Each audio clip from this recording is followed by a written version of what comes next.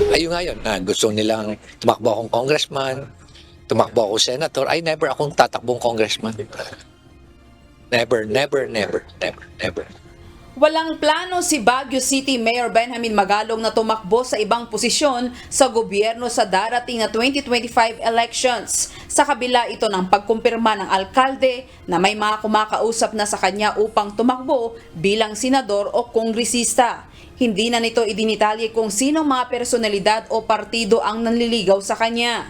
Kilala ang alkalde sa kanyang advokasya at kampanya laban sa katiwalian sa pamahalaan.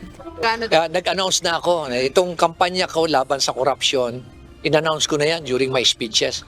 I'm doing this not because I have plans to run for president, for senator, or for congressman. I'm doing this because, unang-una, I love my country.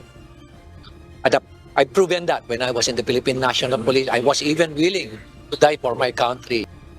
Sabi pa ng alkalde, ang nais lamang niya ay makapag-iwan ng mabuting halimbawa sa mga kabataan tungkol sa nararapat na pamamalakad sa bansa. Pagkatapos nito ay wala na umano siyang plano pa pagdating sa politika. Then after my third term, I'll just fade away and allow the young people to take over.